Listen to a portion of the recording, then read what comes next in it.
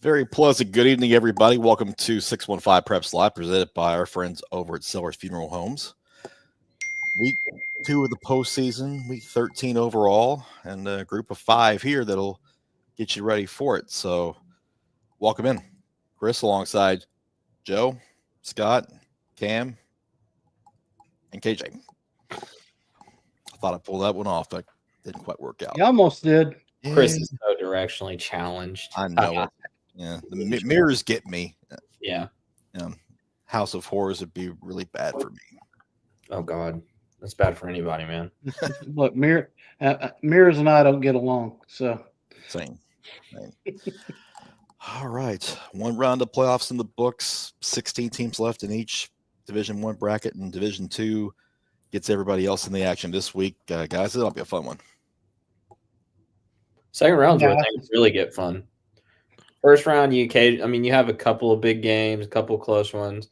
Second round, the pretenders are gone. The real contenders are still there, and that's where the big games are. And, of course, our spotlight game is, you can't get much bigger than that this week. Right. Yeah, and then we saw what I think it was 8 number ones went down to 4 seeds. The confidence that's going to give those 4 seeds, don't be surprised if you see a few of those win in the second round and advance to the quarters. Talking about the 4 seeds. Yeah, and that kind of goes back to what Joe was saying, that teams that may have been undefeated or had, or won their regions, eventually the strength of the region figures out. And those paper tigers that went by, they go by the wayside, and you're left with, good matchups, which I, hope we have this week. KJ, what you got? You're muted. You're muted. The realization. Love it. Honestly, you guys hit it on the nail. This is where the playoffs become the playoffs. This is where teams get tested, and, you see who's going to eventually get to those bigger games and play in the quarters and essentially see a opportunity to win a gold ball. All right. Well, you know how we do it. Let's start with the new rankings, Joe. No real changes. All those teams took care of business last week. Nashville Christian was off. East Nashville had a blowout win. East Robertson started off slow, figured it out, and then White House Heritage, they got the job done. But again, this is this week's where things are really going to start changing. Look at Caden Powell high-stepping his way into the end zone there. So inspirational. No changes here either. Those teams took care of business last week.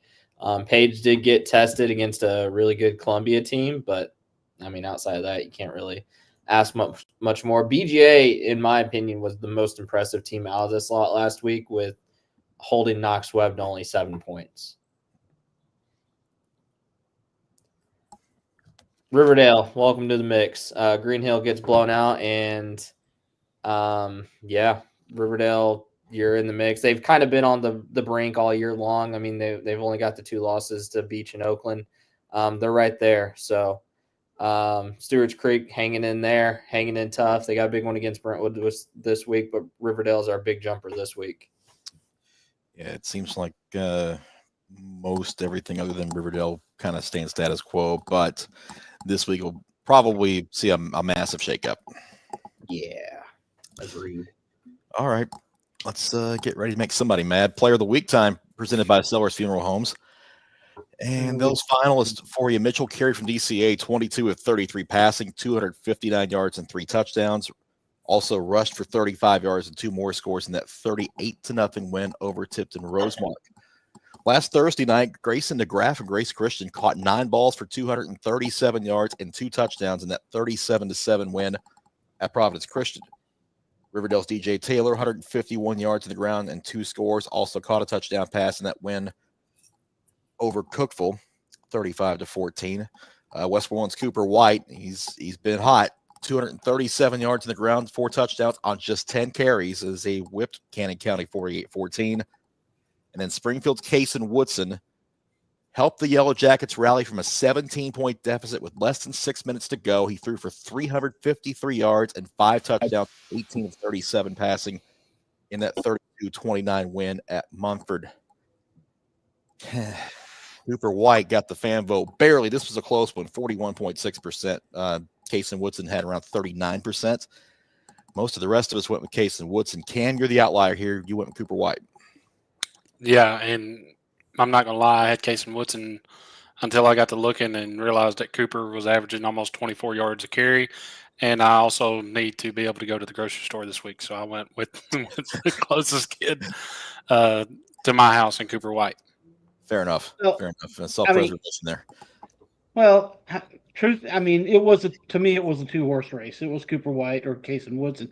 But look, if this was a tough matchup, an upset in some people's eyes, and he absolutely had to stand up and he absolutely had to play out. And Cason Woodson did that, rallying the team, in that fourth quarter.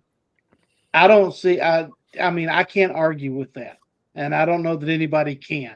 It just, if you were going up against him for Player of the Week this week, it just was a bad week. Had Cason Woodson not gone Super Saiyan last week, Cooper White was the easy choice. Yep. Cason Woodson went Super Saiyan on the road in a 1v4 matchup.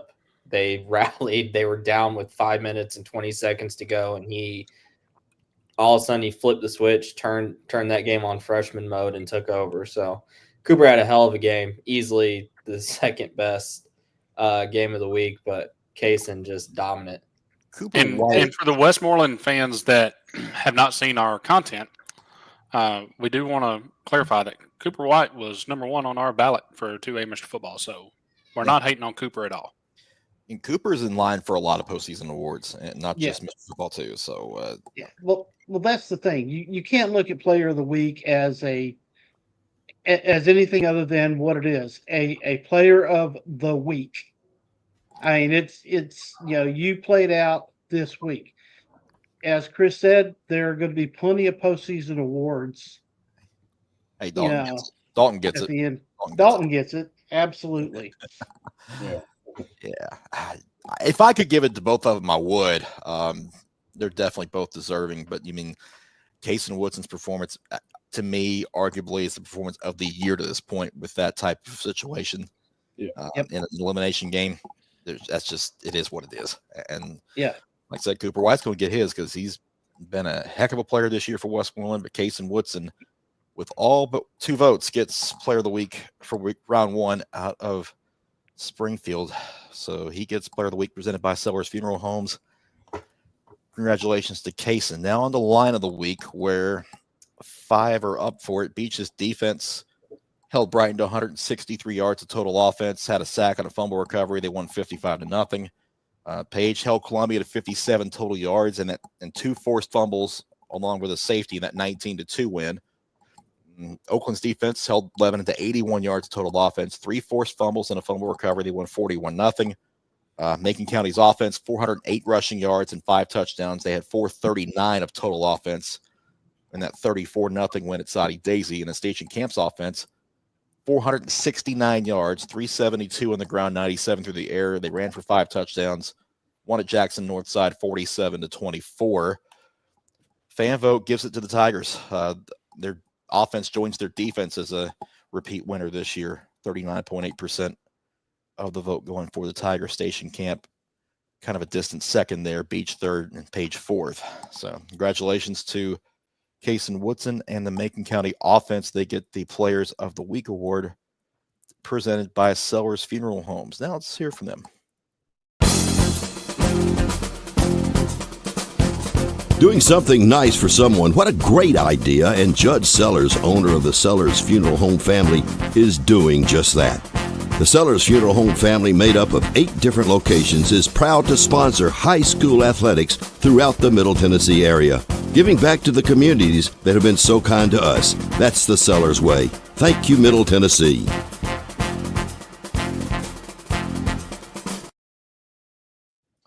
All right, with the second round upon us, let's dive into these brackets and kind of just go through them real quick while we have some time here this evening. Let's start in 6A. Regions 3 and 4 look like this. It's Mount Juliet at Oakland and Blackman at Riverdale. Yeah, Mount Juliet, the last team standing out of that Wilson County mix. Kind of not shocked to see the 3 Murfreesboro teams standing tall here. That Riverdale Blackman game is going to be a dandy. It was earlier in the year. It's going to be a good one. Just don't know if Mount Juliet maybe has it this year to upset Oakland at Oakland. That was a rough game for Blackman. Offensively, a great game for Riverdale the first time around. 4.5 sacks, fumbled 2 picks, but that game was 7-7 going to the third. So yeah, that's going to be Blackman playing better.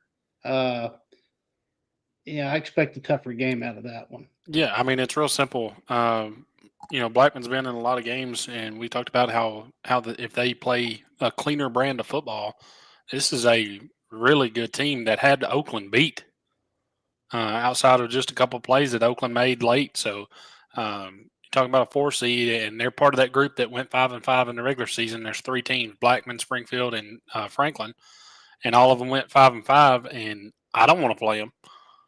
So yeah, tough draw for Riverdale here in round 2, but I think J.C. Haynes has been out for Riverdale. I think he been battling a lower body injury. So if he's back, that defensive line for Riverdale, if they can get after Blackman's quarterback, that's the key to victory, I would say. And as Joe said, Mount Juliet, I just don't know if they have the horses on the offense to be able to score enough to beat Oakland. There's a script for Mount Juliet to win that game, but I mean, they have to turn Oakland over, and they have to play perfect ball. All right, let's move on to regions 5 and 6 with Williamson County crossing over. Brentwood at Stewart's Creek, Franklin on the road at Ravenwood. Ravenwood's been the best team arguably in our area all year. Just with the wins they have on the road and just the most complete team all around. But deep down inside, they kind of wanted to see Antioch spring that upset because they just know how good that Franklin team can be. They tested them earlier in the year. And then that Brentwood Stewart's Creek game, Chris, that's the one you're going to be at. That's going to be an old school football game. It's going to be run it down your throats, and whoever breaks first, whoever's first to 20 wins that game. Yeah, this is one of those games that might be shortened possessions because they're going to get on the ground and just try to run it down each other's throats. And I'm looking forward to a bit of old school football and playoff type football, really, because in this part of the season, you've got to be able to run it. Yeah, it's cliche to add on to the back of that, but both of these matchups, I think the winner controls the line of scrimmage. Brentwood's got a good young quarterback back there that I think that they throw the ball a little bit better. They don't do it often, but I think they do it better. I think this is a really, really stout matchup. Very, very good. You can't fault Stewart's Creek. And you look at it in comparison, you can't fault Stewart's Creek for playing in a quote-unquote easier region. They have defeated some really good teams. I will say this, too, because Independence gave them a game last week, and Coach Stidham's now out at Independence, which I truly hate, and I think, admittedly, it's the wrong decision. Independence into the year on a roll. I mean, they beat up on Summit. They really tested Stewart's Creek. They showed progression, which was needed. And I don't know. I'm a big Coach Stidham fan. I liked him when he was out at South Gibson. I think he's a great coach and a great man overall. To see that news the other day, it really bummed me out because I do think the program, while it did have its struggles this year, they had a lot of young kids. I mean, those kids are young. So And they were finding it. I believe they won 3 out of their last 4 in the regular season before Right. going to postseason. So, Yeah. I mean, they did. It's a bad decision, in my opinion. Yeah. And that wasn't the only bit of coaching news coming out yesterday. I mean, JP2 let Brian Snead go. And then we have another opening. Laverne has filled its opening. Replacing Mike Woodward is former MTSU defensive back Chris Johnson. They were both in their third year, which to me, I think it's a problem in coaching in general, or not in coaching, but like in schools in general. You see it at the college level, that you just don't get time. I mean, it's kind of ridiculous to me. So, well, I agree with you. It's ridiculous, and it's ridiculous. It's ridiculous in college, but we know the dollars that go around there. This is high school, and you're dealing with the kids. You're not, for the most part, you're not recruiting kids. But let's face it, there is some. But bottom line is that it takes more to improve. It takes longer to improve a team. And I just think it's sad. I just think it's flat out sad that guys that give their all to these students don't even get through a cycle of kids going from freshman to senior. And it's funny that you mentioned that with this particular bracket up, because you look at the 4 teams that advanced. Now Franklin's got Josh Atkins in his first year, but Ravenwood's got Will Hester. Brentwood's got Clint Finch, Ben Caudill's over at Stewart's Creek. Those 3 have been on those staffs for quite some time and have been able to have time to build what they've built there. Mm-hmm. And you see it paying off. Mm-hmm. Yeah, but that goes back to, in today's world, you just don't get time. As Joe said, you don't get the time that you need, and unfortunately, you're judged basically just on a win-loss record and not what you're doing as a grower of men. And that's ultimately what a high school football coach should be, is a developer of men. And all of those coaches you just listed, Coach Hester at Ravenwood, guess what? He leans on being a developer of men, and that results in having a disciplined, really good football team. Wherever Coach Stidham lands, whatever staff he lands on, if it's here in the mid-state, if it's out of state, wherever it's at, they're going to luck out, because he's a really good offensive mind. That one, both of those, to me, I saw both of those openings and I was like, come on, man. Like, both those programs have turned a corner in a positive way to close out the year. I know they both ended with losses, but yeah, what Cam said, I don't know. I just hope these guys aren't a victim of what I would call stunt casting. Going out and trying to get a name, or getting the next Dilfer, or getting the next, I don't know, Deion Sanders, for a college example. There is pressure on these programs to win, but you don't throw out a good, as Cam said, leader and builder of men to get a short-term gain. Let me put it to you this way. Chris and I were talking about this on our way back from Knoxville the other night. Look at what Coach Rathbone's built at Page. Yes. He's a perfect example. You give that guy time, and now Page, they're good for the long run, I think. So, yeah. That's been a decade-long work in progress, and they are right now the favorite to win 5A for a good reason. Yep. Perfect segue to this next bracket part 2, because Page hosts Centennial and Nolensville gets Shelbyville. I think Centennial gives Page a better game, but I also think they're going to get a Page team that's really upset that they only won by 17 last week. Correct. You hit right where I was going to say. Page can't afford a slow start, because Centennial is going to come out hot after the way Page treated them in that first matchup. So Page better be ready to play from the whistle, or not. If not, it could be a really, really tight ball game. I'm really interested. Go ahead. Last year, I had the opportunity to watch Page and Centennial, and it was a really good game. And I really enjoyed watching two great head coaches, like it was like a chess match at that. So I think this one's gonna be a good one this year around as well. I'm really interested in this Nolensville Shelbyville game. Yeah. I think that Nolensville's defense against Shelbyville's offense, that's going to be an interesting matchup. I like this game to be somewhat close, but I think it has potential to be a really down to the last possession type of game. It definitely could, but I think Nolensville's inconsistencies, right? They've been kind of up and down at different points of the year. So if you get a good Nolensville team, I think that they can definitely advance to the quarters. If you get a bad Nolensville team, I think Shelbyville's offense could have a good day. We've kind of talked about Fairview's a Jekyll and Hyde team. Nolensville's been a bit of one as well, just not on that kind of scale. Mm-hmm. Yep. So that's really kind of the thing here. If the good Nolensville shows up, shoot, they can win that game. Absolutely. 5A Region 7 and 8, Southwind at Beach, Springfield and Henry County. I think Beach Southwind's game of the week for the entire state. I'm not just saying that because Cam and I are going there. I mean, that's 2 10-1 teams. Yeah.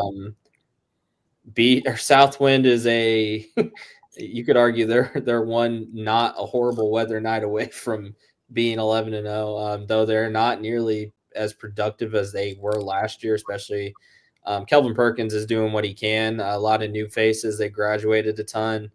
It's going to be a hell of a game, but then you have the other side. You got a Springfield team that's riding so unbelievably high right now. It's not even funny. And I think they're going to be really locked in on this because Henry County gave them one of those close losses earlier in the year. So yeah, last second field goal, really 23-22.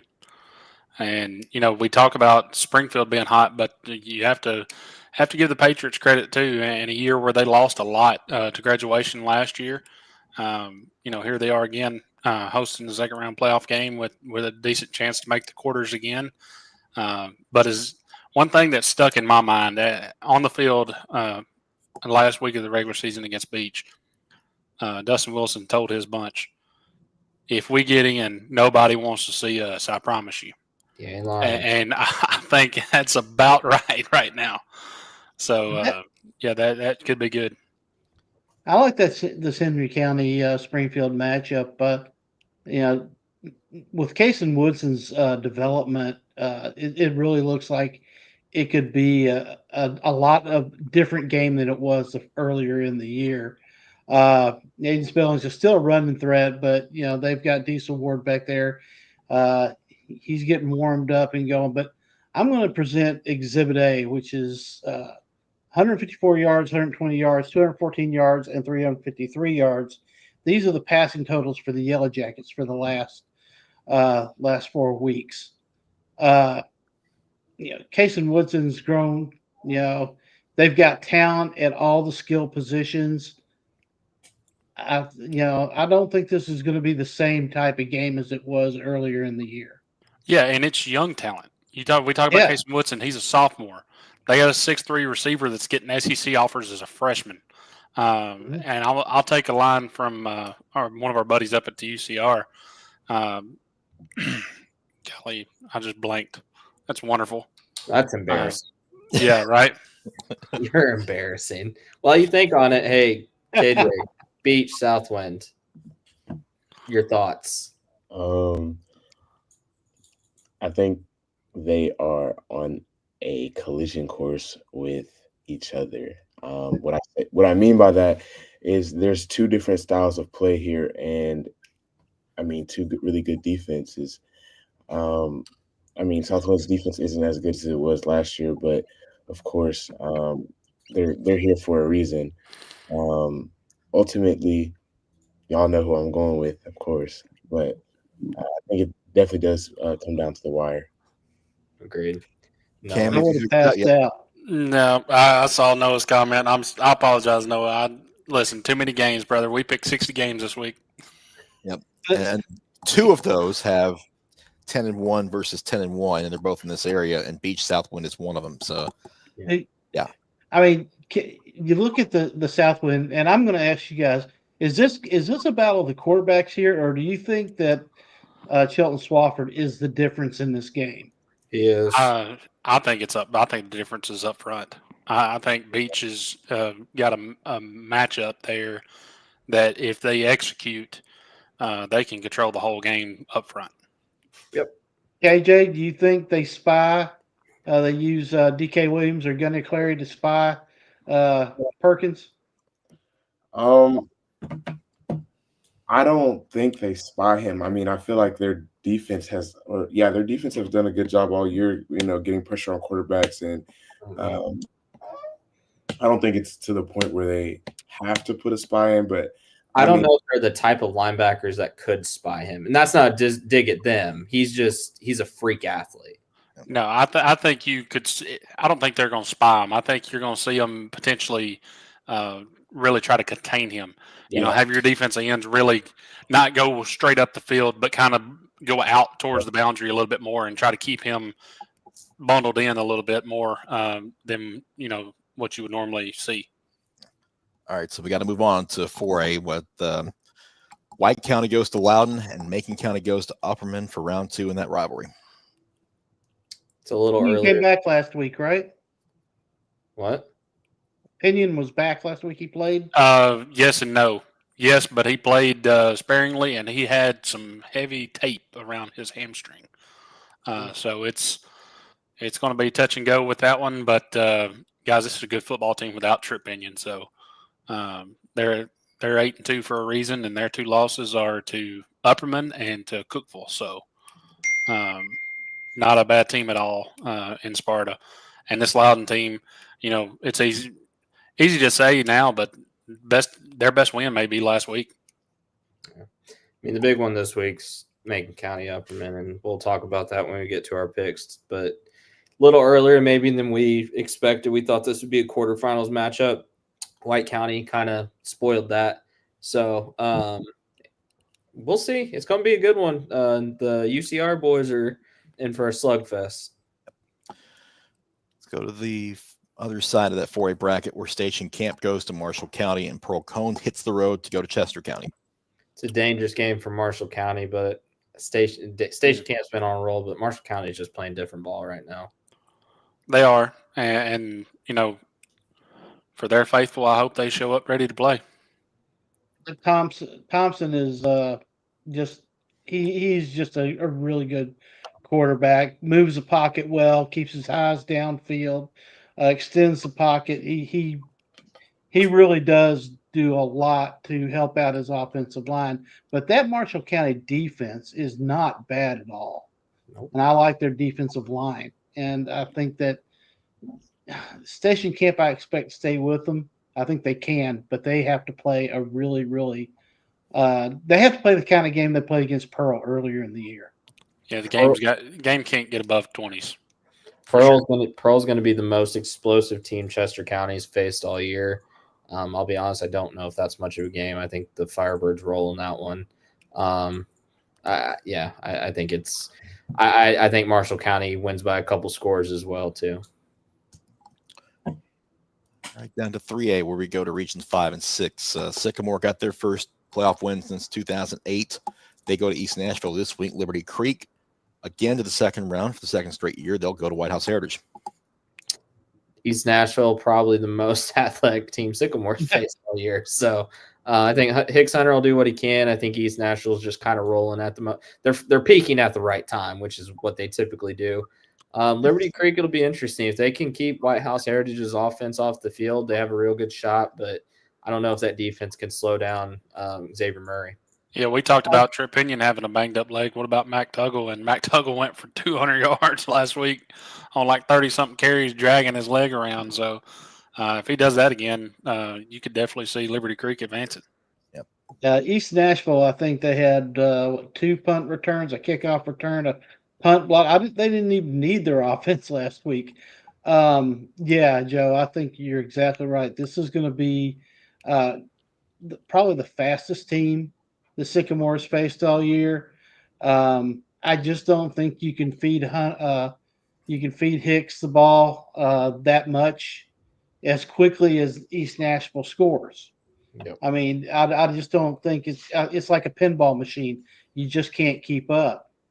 I think the watch out game here is for White House Heritage because they can line it up, but Liberty Creek has been playing pretty good ball of late.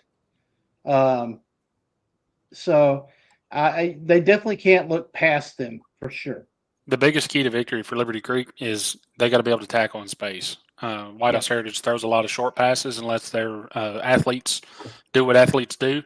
If Liberty Creek can tackle in space, they'll be able to contain them a little bit better. But if they give up some big chunk plays, it could be a long night. Let's see. What about 2A, 3 and 4? Monterey at Westmoreland. East Robertson goes down to Marion County. I think East Rob out athletes Marion County. Hopefully we don't get bad East Rob, the one that showed up against Westmoreland and Monterey. That Westmoreland-Monterey game will be interesting. I just think Monterey or Westmoreland with Cooper White right now, they're just playing at a different level. And to be honest with you, I want an East Robertson-Westmoreland rematch because I think we all deserve that. Yeah, I'd be okay with that one too. Chances are I'd be at the rock pile next week if that happens. But high chances actually, like 99.9%. Yeah. But East Robertson, Jasper is not a fun place to play. Me and Coach Brooks was talking about that a couple weeks ago, and very hostile environment down there, especially for the road teams. Their fans don't like to stay on their side, but anyway. It's a good question. Yeah, it's a heck of a question. Marion County. I would rather go to Jasper and play Marion County. This East Robertson team, even without Isaiah Groves, they think they see Westmoreland and they think just like everybody else did up until you see them in person. Well, they're really good on defense. You score 14, you'll be able to win. That's what everybody thinks about Westmoreland. That's not Westmoreland this season, though. That's been the difference with Westmoreland this season is they've found offense. They're not one-dimensional. They're not predictable. So that's where Westmoreland's success has come from. So I would rather play the team that has not seen me this year. I don't think East Robertson is the same team as they were when they played the first time either. I think that they have that offense has continued to evolve.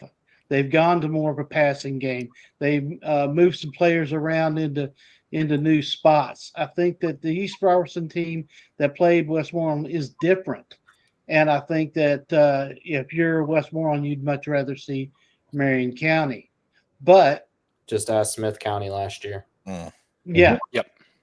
But going back to that Monterey Westmoreland game, and I've watched this Monterey team.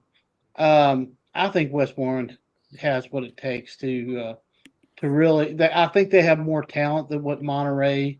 I know Monterey's seen them already, but I think that they have more talent and speed with Cooper White than many of the teams they played this year. Yeah, and real quick, Cooper gets all the accolades as he should. He's a great ball player, but what Matthew Martin is able to do as a change of pace kind of guy for them is very much overlooked. He's kind of their dink and dunk guy. He gets you 5 or 7 when Cooper White's not in the ball game, and that goes overlooked. Just wanted to shout him out. He also delivers pizza around town, so appreciate you bringing pizza by, buddy. Fun facts. On to Class 1A. Eagleville is the lone survivor from our coverage area in 1A. They will go to McKenzie this week. Good luck. Yeah. We said it Saturday, right? I mean, you're climbing a mountain. How do you climb a mountain? A little bit at a time. You got to win sections of quarters and hope you can build on it. Good luck. Yeah, I think that we're all Eagles this weekend. It's gonna be it would be the upset of the tournament so far. McKenzie's they're different this year, guys. Yeah, they'd be competing in the 2A state title race if they were up there. They're talented throughout. Switch over to Division 2, where some of the teams that had last week off get into things this week, including Brentwood Academy and Father Ryan, who both sat out last week.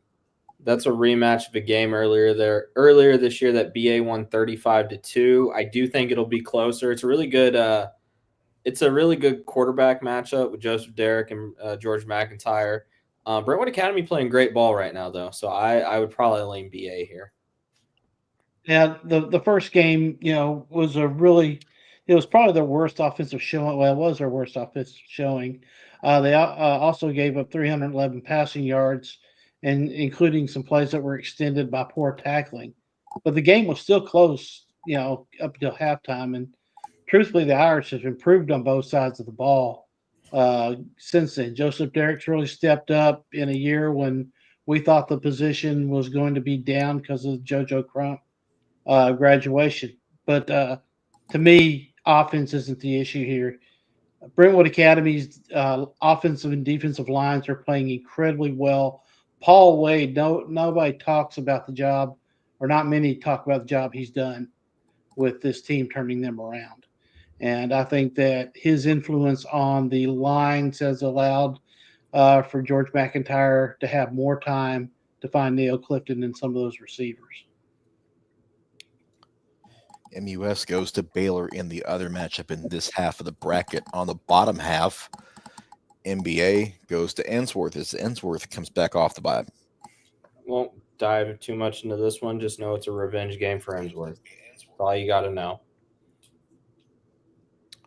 Christian Brothers at Macaulay in the other quarterfinal game on the bottom half of the bracket. Let's go to Double A with BGA traveling to USJ and then FRA hitting the road to go to Silverdale.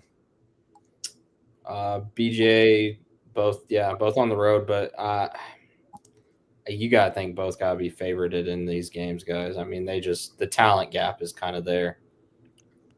Yeah, I think there's a bigger gap between in that FRA Silverdale matchup. If BGA's defense shows up like it did last week, I think they win pretty easily. If they have a couple of the performances that they had there in the regular season, though, that one could be whoever has the ball last. You guys saw FRA and Mike Hassel. You see the key to this game, Joe? I don't think it matters. I think he has a big game. I just think they have too many weapons. Question here, Joe. How would things look with a team like Ensworth or Father Ryan was in the East? I mean, it's a good question. I still think Ensworth would be really good. It would be nice to see them compete with the likes of because Baylor and Macaulay are in the East. Mm-hmm. Yeah. So it would be interesting to see. But I'm all right with seeing them play each other in Chattanooga. So.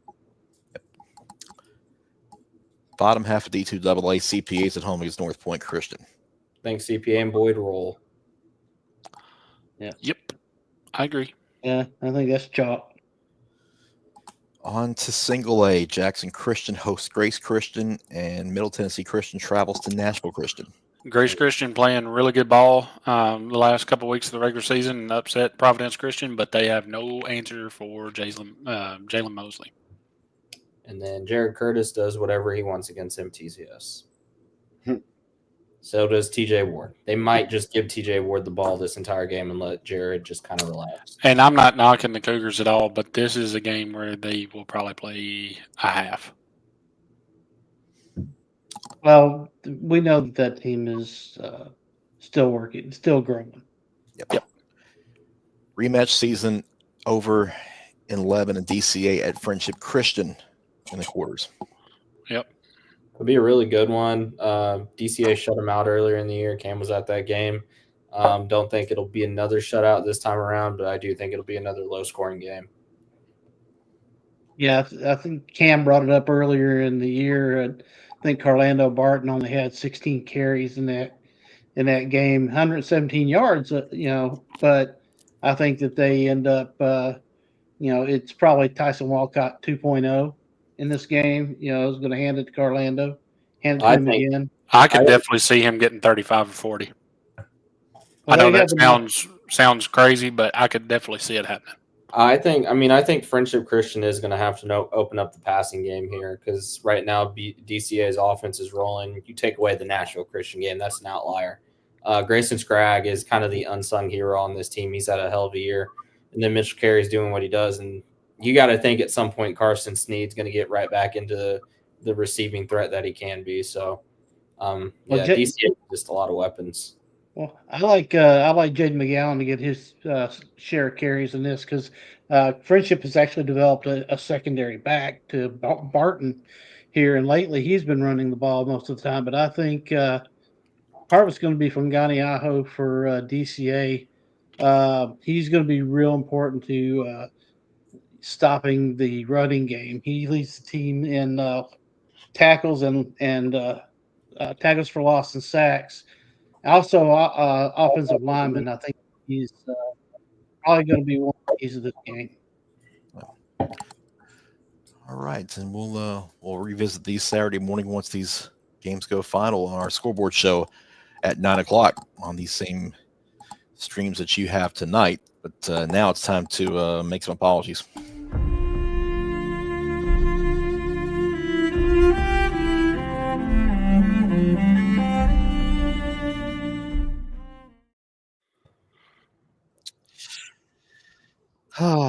Joe, you've got yours loaded from Friday night. I'm gonna let it go first. All right. Joe Spears here with Jaden Guy following Blackman's 45-14 win over Green Hill. Jaden, I picked against you guys. We all did. On behalf of 615 Preps, I want to apologize to you. You guys deserve it. Hell of a win. That's all we can say. Keep it up going forward, and good luck going forward, man. Three guys threw us all under the bus. It wasn't just me. We all picked against him. And thank you for that. Yep, our pick went up in flames. Yep. Let's kick Cam out now. Yes. Well, if nothing else, I can at least make him apologize right now. Yeah, I just bragged on him just a few minutes ago. Mac Tuggle and Liberty Creek. I think might be the second time I've apologized to you guys this year. You'd think I would get it by now, but unfortunately, I'm an idiot. I apologize. I'm sorry. Best of luck to you this week against White House Heritage. You can win that game. You can win that game. Gonna get that on a shirt. Scott, what are you laughing about? You got to apologize too. Greenfield. Oh gosh, where do I start? Oh, apology. Losing. Where is thy sting? Right in my keister.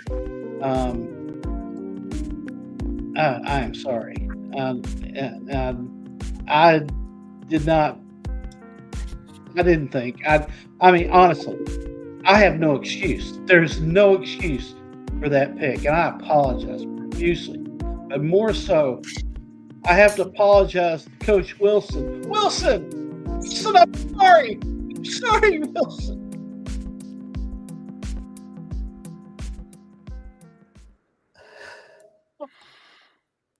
I don't know what to make of that. Just should I kick him off? I mean, he is a castaway at that point. yeah, up there in the Keystone State, looking like Keystone Cops. Can't kick me out because I'm running this. But I have an apology to make too. Nolensville, I mentioned this earlier. You guys are Jekyll and Hyde, and I can't figure it all out. It's kind of the reason I've missed several times with you guys this year, and I missed last week. Bad one. I'm sorry, I got it wrong.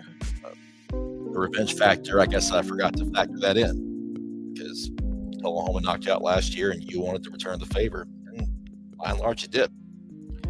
And now you get a Shelbyville team that is going to be a tough opponent, but honestly, like Cam said, you can win that game. And quite frankly, I like to see you do it. So, Knights, I'm sorry. I'll try to get it right one of these days.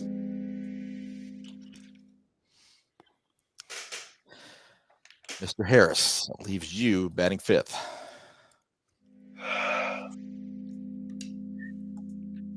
Grace Christian.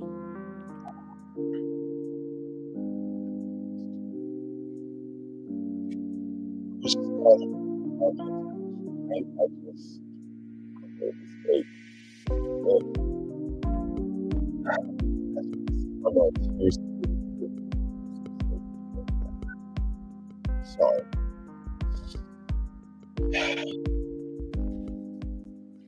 moved him to tears. That's God, you've been outdone. Are you kidding me? It's one of my prouder moments. On command, are you kidding me? That's All those years these of acting classes that I've been giving are paying off. Okay.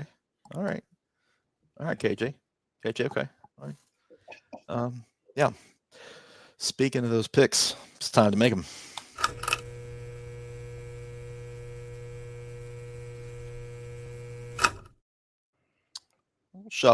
We'll shuffle this week. Joe gets back in front by a couple games. Had a couple told you so, but here's the bigger story. For the first time ever, the fans got a told you so over us. It's taken several years. They got Liberty Creek right. We'll take a moment to acknowledge them and then move on. Top 10 chart from last week. Some red, couple green marks. Yeah, that's basically it. On to the picks. Let's start with Mount Juliet and Oakland. And that should be 10-1 Oakland. My typing skills are still not 100%, I guess. 78.8% of the fans going with Oakland. We have all taken the Patriots here. Let's talk about it real quick. We don't have a ton of time. I just don't know if, again, said it earlier, don't know if they have the dogs offensively to keep up with that Oakland defense. And a healthy DeJuan Morris, I think, is going to be too much, along with Craig Tutt and everything else they've got. So, yeah, if they can limit the big plays, which Matt Juliet's defense is pretty tough. I think they can keep Oakland in the 20s. I just don't know if they can score in the 20s. Scott, KJ. Cam said it. I agree. I think this is going to be a tough game for Mount Juliet to win. All right. Let's keep on moving. Let's go BGA and USJ. We got BGA across the board here, too. No. Oh, yep. Scott does have USJ. My bad. Yeah, I think USJ has the attack to slow down the BGA offense. I think that they're averaging almost 260 yards a game rushing, and Noah Spencer is a bad man. He is, and I would agree with you, Scott. But they shut him down. They have nothing else. But that's the key, right? Mm-hmm. So I'm going USJ in this game. Yeah. What's better than a good rushing attack? A team that can do both. Yeah, and BGA. If it turns into a shootout, it favors BGA, in my opinion. I'll agree with that. I will agree with that. I got to make up some ground, guys. I noticed that with your picks this week. Okay, let's backtrack again because we didn't. Blackman and Riverdale should have started this off. Yeah, I was confused. I Blackman, I apologize to you. There's something about Riverdale and the way they're playing right now where I'm just like, man, I don't know. It's hard for me to go against the Warriors until they're actually overcome. So I'm rolling with I'm gonna roll with Riverdale. So I actually picked Blackman, and after seeing them defeat a Green Hill team that we thought couldn't be beat, I mean, they definitely shocked me. So I had to go with Blackman in this game. Climbing the hill was a great project, and I saw a lot of. I honestly had Green Hill going to the semis in my prediction, so can't go against someone who beat the team that I had going that far. So, yeah, I think what Riverdale's able to do with Malik Hicks out wide in the passing game will open it up for DJ Taylor, and I think he does just enough for Riverdale to send Blackman's season up in smoke. Consistency. The consistency is what I'm going with here. We know Blackman's had their ups and downs, and when they're up, they're really, really good. When they're down, they don't play quite as well. I'm going to go with consistent team here. Brentwood at Stewart's Creek. I'll be out at Stewart's Creek for this one. Like I said, looking forward to. I think it's going to be one of those defensive slugfest. I think both these teams can absolutely keep this thing in the teens, and that's where I'm going. Yeah, I think you're going to have a hard-hitting, physical, run the ball, play good defense. Special teams could win it. I was really on the fence with this one because I think Stewart Creek has the offense to stay with Brentwood, especially if they do a good job in slowing down and depending on the condition of Brentwood running back. So I almost flipped this one, but at the last minute I just couldn't do it. I couldn't bear the thought of Tyson, running me down. East Robertson, Marion County. Yeah, we mentioned it earlier. I just think East Rob out athletes them.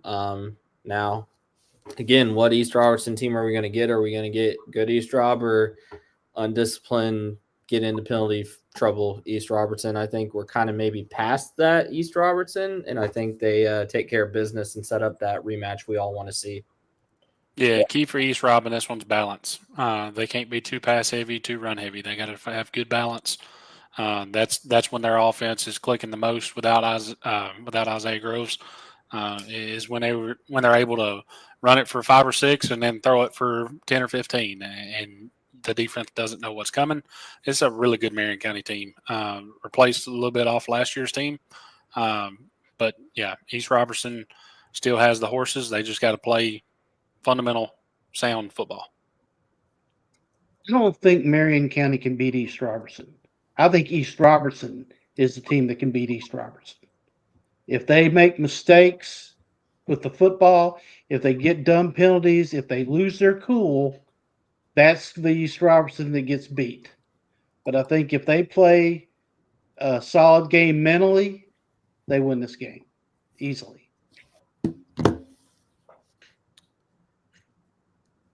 Macon County and Upperman. Wow.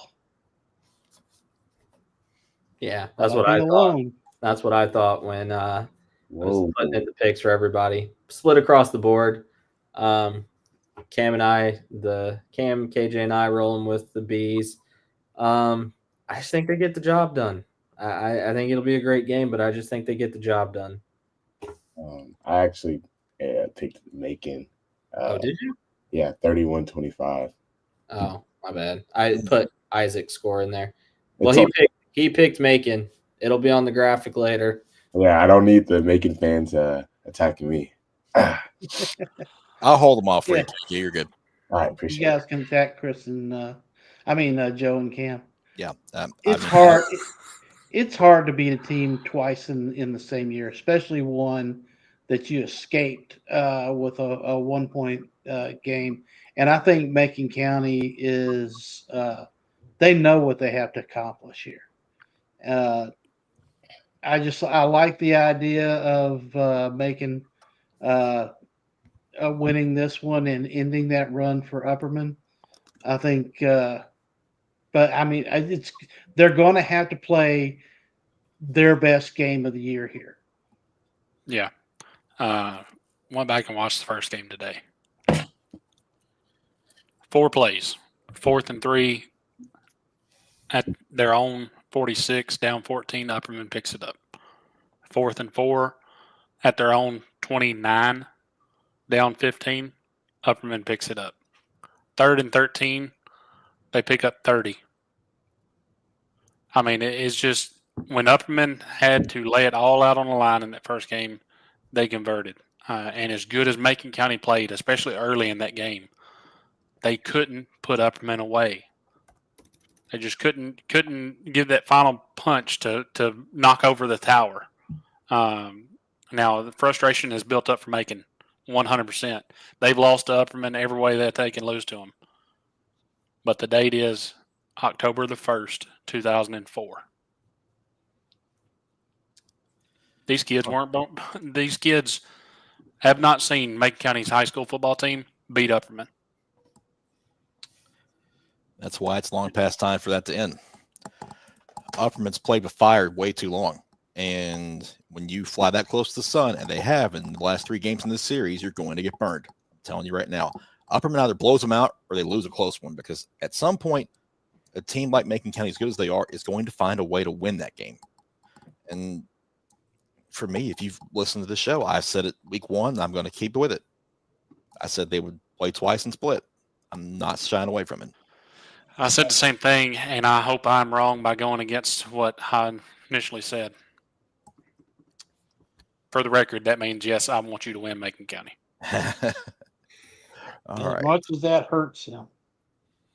Springfield and Henry County.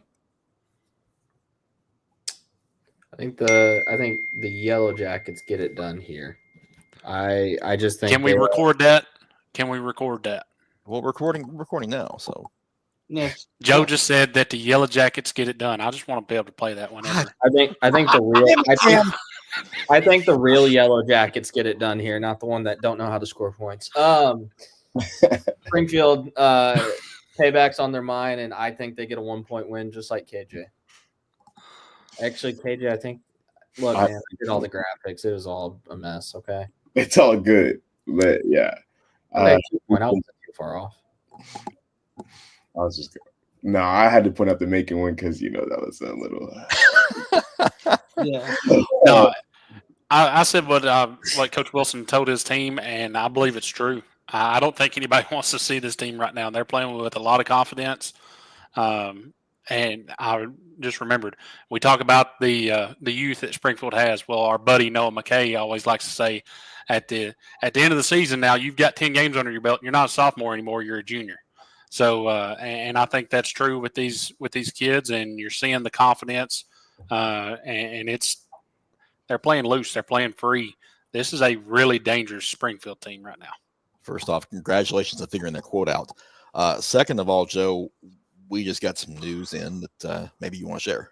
Oh yeah, Procom standout athlete Javian Kennard commits to Colorado State. Big win for the Rams over there. They're getting one of the area's best athletes. I know he was at Colorado State a couple weeks ago. Really liked it out there. So big news for him. He gets his commitment out of the way, and bad news for Chester County. He can focus on Friday night. Mm-hmm. Yes, sir. Congratulations, Chop. Yep. 100%. All right. I think. Okay, never. Sorry, Scott. Go ahead. Go for it. No, I've talked enough about this one the last time, but I just like Lamarius Dallin to keep Aiden Spelling in the pocket a little bit more. I think Springfield gets their revenge here. Okay.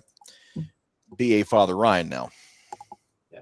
Closer game than the first time around, but BA takes care of business. Good quarterback matchup, though. Yeah, ditto. I think I leaned the way of the better defense, and Brentwood Academy, surprisingly, has the better defense this year. I think McIntyre has been. Both quarterbacks are really good. Derek's really good. McIntyre is really good, but McIntyre's his receivers. Neil Clifton's been playing out of his mind the last few weeks, and I think that offensive line, like I said, I just don't think Paul Wade. I know he gets accolades, but I don't think it can be overstated how much he's done to those offensive and defensive lines this year to get that team back into contention. DCA and Friendship Christian, we're kind of split. I was kind of shocked to see us all split on this one, to be honest with you. I think Friendship gets on the board. I just think DCA has more pieces on the offensive side, and I feel like I was kind of conservative with my pick, score wise. Okay, Jay. This is probably a bad time to tell you that I definitely picked DCA. Yeah, you duplicated that. He had that look. It was like, oh boy. So Yeah. what you're telling me is that I've got a potential told you so here. Yeah, probably. I think Friendship is. I think they're a tough team to beat twice. Scott, I will tell you Yeah. here in just a second. Actually, you do No, not. Isaac was this. Yeah, Isaac. Isaac did take Friendship. Okay. He is correct. Okay. Well, that's all right. I'll be glad to share it with Isaac. I think that. I just think Friendship's a different team. I think they're a different team from the first time they played earlier this year. I think that they were still trying to figure out their offense.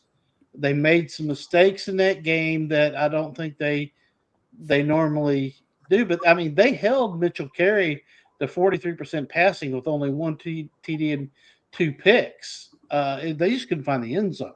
I think they'll find it this time. Can they do it again? Yeah. That's where I'm at with that. And I don't necessarily think so. I do think that Carlando could get the ball 35 times. I really do. And DCA struggled to stop him at times, and Friendship's a little bit bigger than DCA. They're going to try to impose their will for sure, running behind big Caden Buchanan, 6'4", like 340 sophomore, by the way.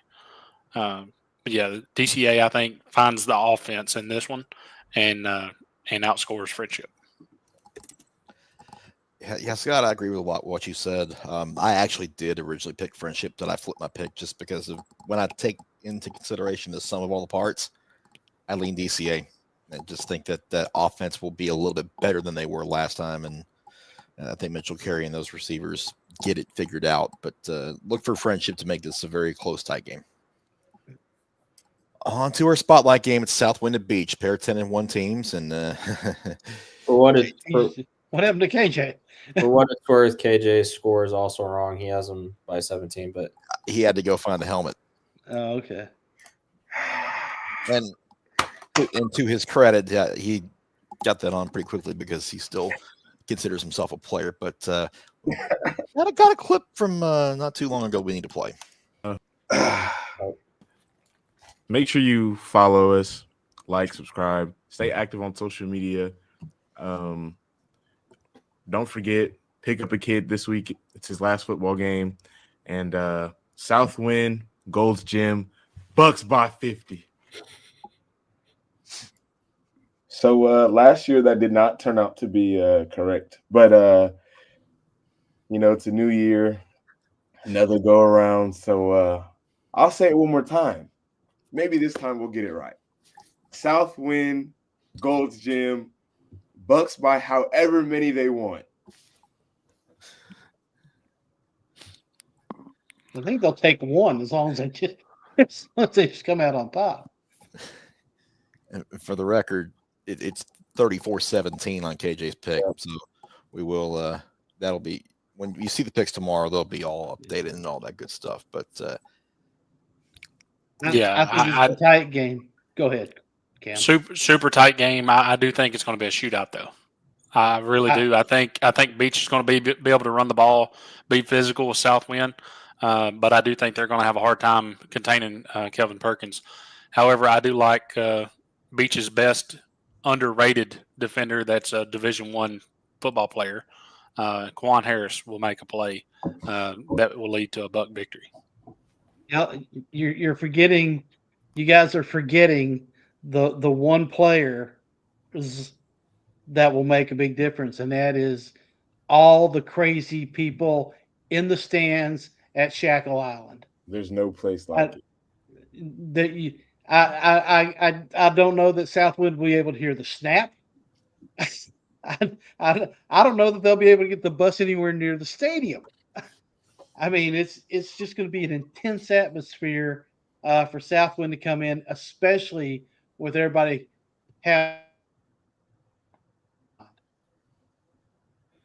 Did I freeze? Yep. Yeah. Okay. Y'all froze on my side. No, we are. I think this will be a really fun matchup. I don't think Beach by as many as they want. I do think Kelvin Perkins is the real deal. Saw that last year. He really did give Page some fits. That horn is going to give me a migraine. But I think Beach is much better than they were last year. They really could be undefeated right now. I think the 5A championship goes between them and Page at the moment. So I think they get the job done. And for our sake, so we don't have to travel out to Memphis potentially for the semis, give me the Bucks. You could be heading to Springfield too. I'm all right with that. I'm not. For obvious reasons. Yeah, I think Beach handles business here. I think the defense gets a couple of turnovers and cashes in on those. It's going to be hard to contain Coleman Perkins. He is that good. He's going to make some plays. The main thing is sometimes defensively, it's about getting him on the ground and making him snap again. And you can do that enough, then you can win the ball game. That's where I think Beach wins it, is just getting him on the ground enough to where he doesn't hurt you too much.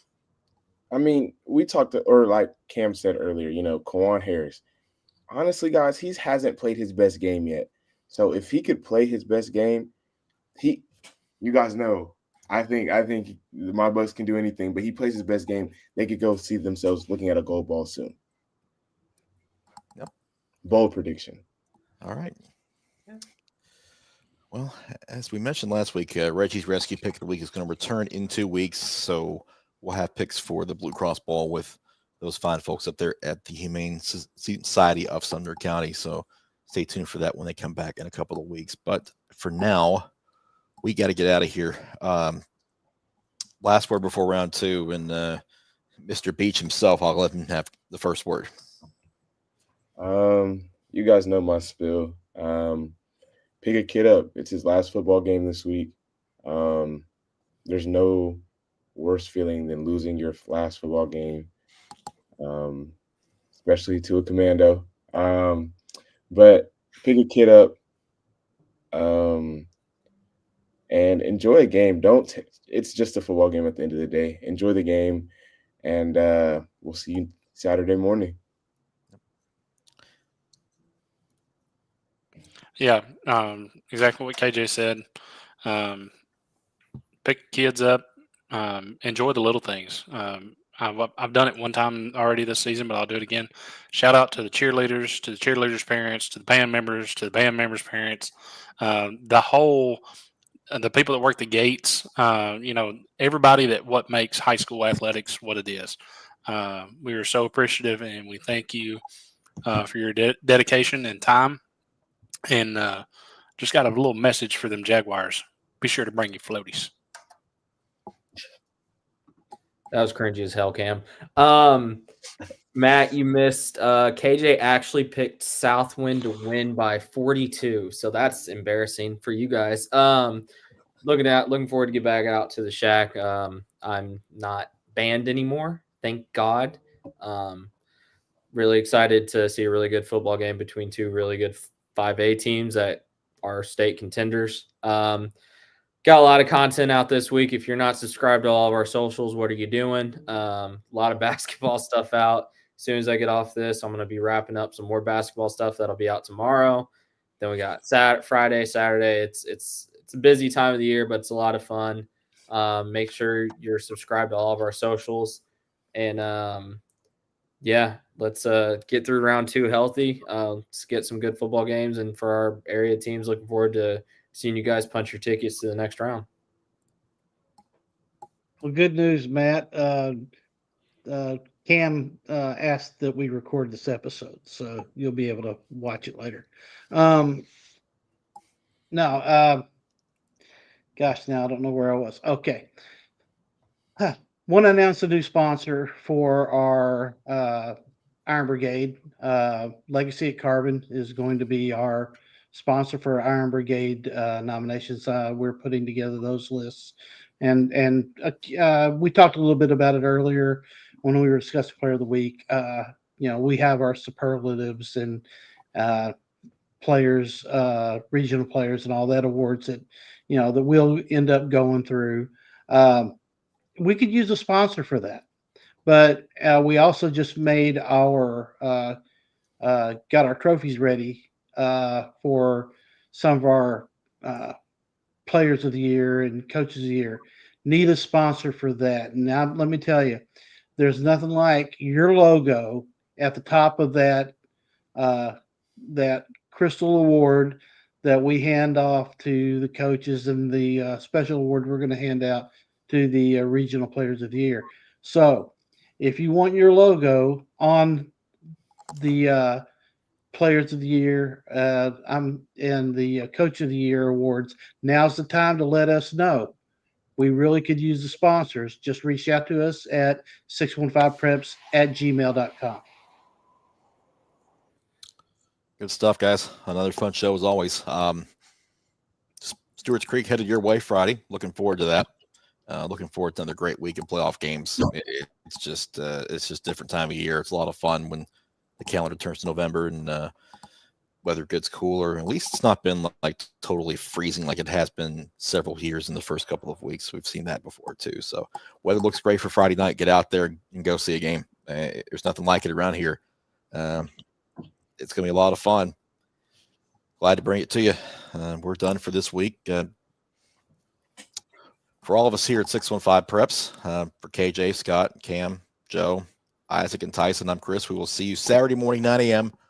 on the Scoreboard Show. We'll recap all the Friday action and get you ready for the quarterfinals. And it's almost here. We're getting ready to crown some state champions. Won't be long now. So take care of each other. Take care of yourselves. We'll see you then.